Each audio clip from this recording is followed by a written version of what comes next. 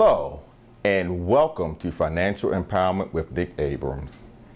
Each episode, we bring you high-quality guests and experts in the field to help you, our viewers, empower yourselves financially. So today on Financial Empowerment with Nick Abrams, we are honored to have Pamela Green, who is the CEO of the HR Coaching and Career Institute. Pamela, welcome to the show. Thank you, Nick. It's great to be here. Now, this show, and we'll get into more of this in a little bit, the great topic that we have, thinking your way to success. But before we get into that topic, Pamela, I want you to tell the audience a little bit about yourself. Okay. I'm Pamela Green, and I am a professional coach and HR professional, business leader, entrepreneur, keynote speaker, you name it, that's Pam Green. And I've been on my own with my own company for the last 4 years. Okay. Prior to that, I worked for the world's largest HR association, the Society for Human Resource Management. But I have more than almost now 30 years of leadership experience. And so it's a pleasure being here. So now, Pam, you were talking about your role with the Society of HR Professionals. Yeah. What were you doing in that role? I was the Vice President, Chief Membership Officer, and my responsibility was to make sure that our 260 plus thousand members across the world were cared for. Wow, that they had the professional resources and the information that they needed to be successful in their organizations.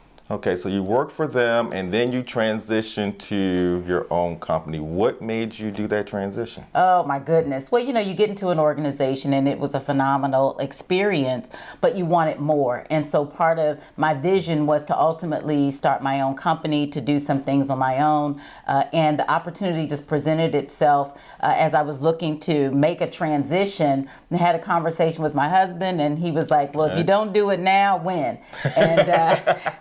And so when came really quickly, and I've been on my own doing this for 4 years, and I've had a great time. Okay, so I always ask all entrepreneurs this. Would you do it again? Oh my gosh, yes.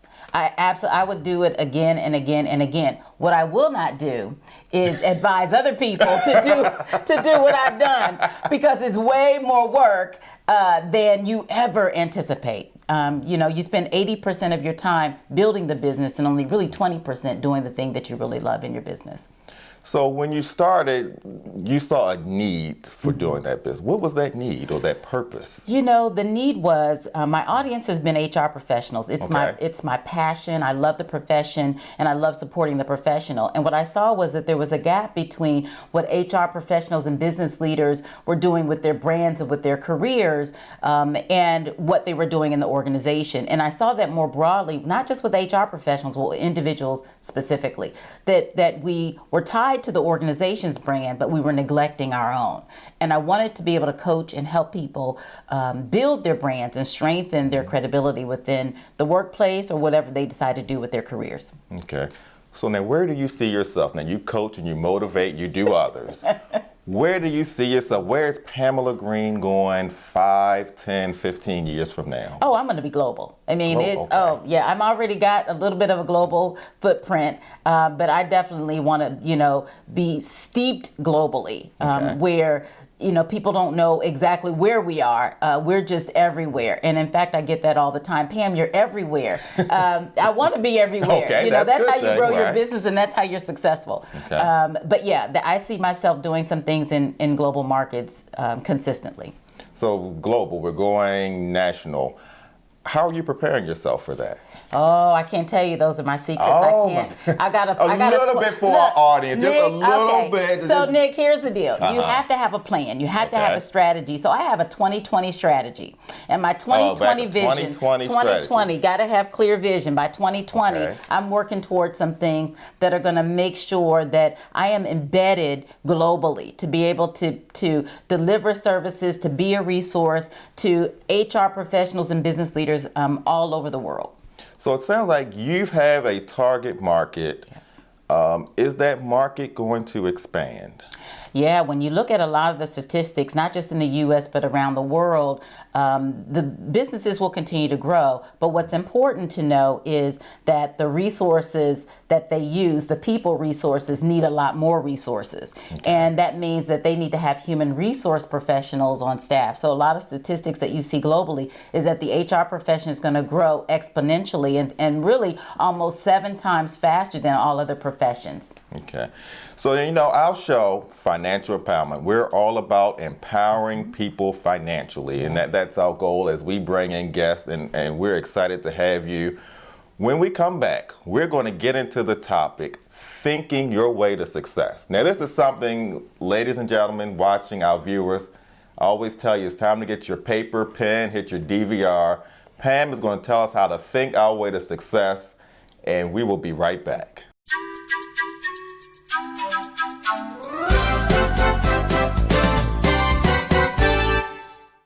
Hello, this is Nick Abrams, host of Financial Empowerment with Nick Abrams, with your financial tip of the day.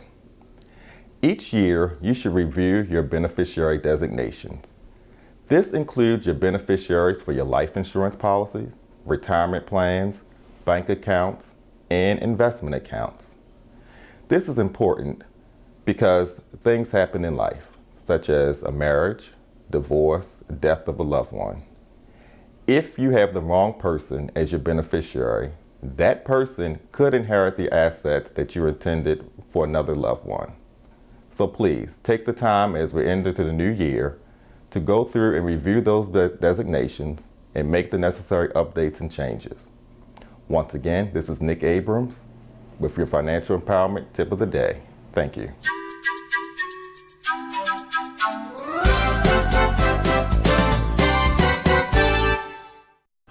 Welcome back to Financial Empowerment with Nick Abrams. As I said before, each episode we choose to find topics and guests to empower you, our audience, our viewers financially. So Pam, welcome back. Now when we left off, we were talking about the topic, thinking your way to success. Yeah. So in preparing for this show, I was thinking of a lot of things. I'm thinking that when I walk out the studio today, there's going to be a Bentley parked outside. So now I'm holding it because you're here. You're telling me thinking my way to success. Is that going to happen when I walk out of here? Likely not, Nick. Likely not, no. But if it does, you call me. I had to try. You had to do it. You had to do it. So Pam, tell our viewers, what do you mean by thinking your way to success? For me to do that, I really have to take you back to that French philosopher, René Descartes. Right. And what's really interesting about the work that he did in the 17th century was, there was this movement to let people think a lot more positively. Okay. And he said that, I think, therefore I am. And people don't often get that. It's the same that you hear a lot around town when you hear people say, if you believe it, you can have it, and those kinds of things. It's less about this positive movement, but it's more about positioning your mind to help you have success. Okay. And here's what I mean. If I think I want a Bentley, then it's more than just having the vehicle. It's what do I need to do to get that? So I want people to begin to think about what does success look like, and then what do I need to do to get there? So I can't just jump, it's what's that quote, chance meets the prepared mind. Right. So things don't just happen and you don't know how they happen. We really need to be thoughtful and take control over what we want to have in our lives. And it starts with a thought. Because if I think it, then I can live it, and then I can experience it. Pam, that I'm glad you said that part about the planning, because so many times, as my role as a financial planner, we meet people and they want certain things. They want the house, the car, they want to retire when they're 40 and all that great stuff. But the first part is really the planning part. Is. So how, as you're going out speaking to people, how do you get them to realize that, okay, you've thought it, you've got the thought, it's up here. Yeah. How do we put it down on paper and put a plan together and then execute? You know, and I think it's so timely, and this goes really well with, you know, how you've branded yourself to really help people position themselves financially. Because once you have the thought, you have to think about, well, what is it going to take for me to get there? And one of the things that I always try to advise people to do is, you know, set aside some money, you know, a lot of it, as much as you possibly can. All right. 6 months to a year, 2 years, 3 years, however much money you can set aside, but at least 6 months to a year of your income that you're making now, because money creates options. And then when you sit down to think, say that again, Pam. Yeah, your money will create options. All right. No money, no options. Right? So people come to me all the time and they really want to live their dream, and they want to do, and the first thing I typically ask is, well, how much money do you have in the bank? If they have no money in the bank, then the next question is, well, how are you going to finance your dream? If you're looking for the employer to do it, well, those days are long gone. Yes, they are. Employers aren't able to, or willing in some cases, to fund everyone's dream. It could be that it's just not aligned, but you have to take control and responsibility for your dream, your vision, and your plans. So as you begin to put it on paper, you got to think about, how am I going to finance my dream? How much money do I have? And how much of that money that I have saved am I willing to invest in myself? If I'm not willing to invest in myself, then why should anyone else invest in me? So it's having that conversation about money and being realistic about how you manage your money is going to dictate how successful you find yourself, or how, to the extent to which you can actually live your dream and experience your vision. You trying to steal my job? I'm trying to steal your job. No, because you're the expert. I just want to help a little bit. So Pam, success. Yes. How do you define success? I define success in milestones. Really? I have had levels of success wherever I've been. Okay. And that it's a feeling that you get. It's like the question you ask your parents, how do I know when I'm going to fall in love? How do I know, you know, when I might meet my husband or my significant, right? And all that, you know, and what do they say? Singing, yes, and then, right. Say, oh, you'll know. Okay. And it's like that ambiguous, you'll know. What the heck is that? And it's that same feeling. You have these level of success. And what I call them are mile markers. I don't know that we ever actually achieve a thing. I think that we're always achieving it. I think that we are moving toward some ultimate place, but it shifts because life changes. And so if I say, I just want a Bentley, well, what happens once I get it? What happens beyond that? So I say, I want to live a life that allows me to buy a Bentley, or to do and live and to do other things with my resources. So I shift a little bit with how I think about what I want, so success is always meeting me along the way. So now how do you translate that to your audience when you're speaking to people and they're asking, okay, what does success mean? I know how you define success. How do you teach others to define success? You know, I tell people, you know, when it comes to being successful, the one thing you do not want to do is compare yourself to someone else. You really want to look in your own mirror at yourself and say, where am I? Where do I want to be? And what is it going to take for me to get there? And success then has to be defined by the markers that you achieve along the way, those milestones. Look at the milestones as your level of success. And wow, I was able to obtain a degree. Wow, that's success, because there's so many people who don't have one. Right. You know, I was able to get a promotion. So many people who didn't get one. So look at it as mile markers or opportunities that you've experienced that add to the collective of who you are. Now, I hear what you're saying. Yep. Now, today's generation, we are the instant gratification. I wanted it 10 minutes ago. No. How can you change that thought process? I think helping them be realistic. So many of them are looking at the Facebooks, the Googles, the Elon Musks, and they're saying, oh my gosh, I want instant success. And then they get disappointed when the organization doesn't support that vision that they have for themselves. I just try to tell them to pace themselves. You know, let's go back to plan it out. You know, some of the most brilliant people I know, everyday folks like you and me, who have great ideas, but they have them stuck in their head. Yeah. And or they want someone else to fulfill it for them. Yeah. So then I say, get it out of your head, put it on paper, and let's put a plan in action that allows you to have that experience and not wait on it or make me pull it out of your brain, or to meet with some dissatisfaction. Let's work together to create a plan that gets you to where you want to go. Wow. That's success. All right. Ladies and gentlemen, we have to take a break. I told you were in for a treat for today's show. Pam, we're going to be right back. We're going to talk more about thinking our way to success. You got it. This is Nick Abrams, host of Financial Empowerment with Nick Abrams.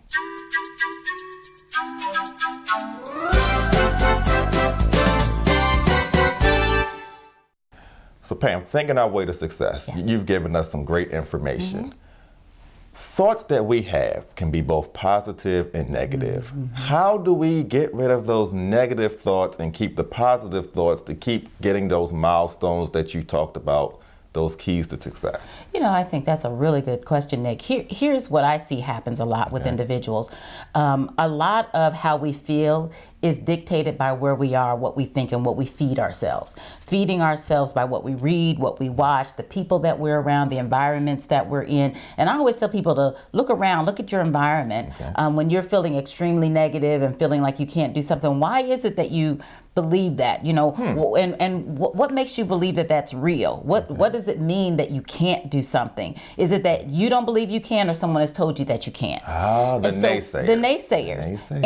And sometimes we have to uproot and get rid of people who are speaking negative things into our lives. Sometimes it's people that are really close to us, our family members, our friends, and you can't always divorce yourself from coworkers, right? Bosses and those kinds of things. But what you can do is change that negative thinking by speaking positive things in your own life. I'm a person of faith, so I love reading my Bible. I love reading inspirational works. I love listening to inspirational music. So I surround myself with those kinds of things, and I surround myself with positive people who are going places or who have already gotten to where they want to be, and to some degree, and who motivate and recharge my energy. So I surround myself with more positive, and I speak positively about myself, but I also do that about and with other people. And we just motivate and feed off of one another. Okay.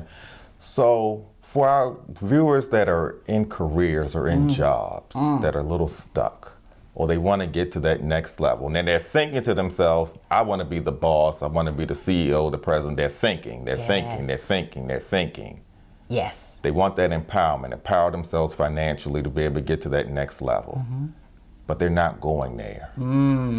How can we get them to that next level? Oh, that's a tough, that's really the tough spot that people find themselves in, because often they haven't really taken a really good look at who they are and how they're showing up at work. Really? Yeah, I mean, if we just did a self-assessment and we asked 3 to 5 people that we trust to give us real honest feedback, they will always tell you the truth if you're willing to hear it. But you just ask for the truth and love. Tell me how I'm showing up at work. Tell me what's really holding me back and what's keeping me from getting a promotion.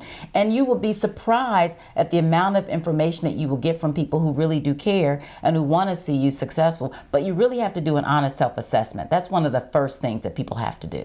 Wow. So after that part, you're talking about those who are in their careers. What about those who want to shift to be an entrepreneur? Oh, God bless them.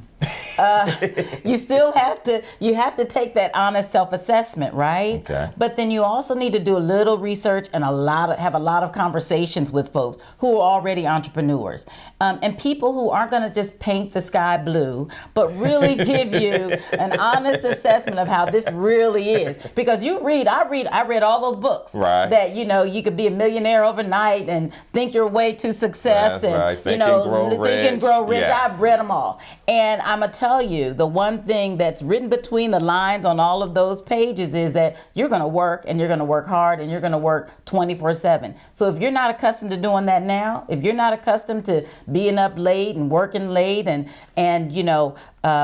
doing things that you're not accustomed to right now, then it's going to be a really tough transition. Wow.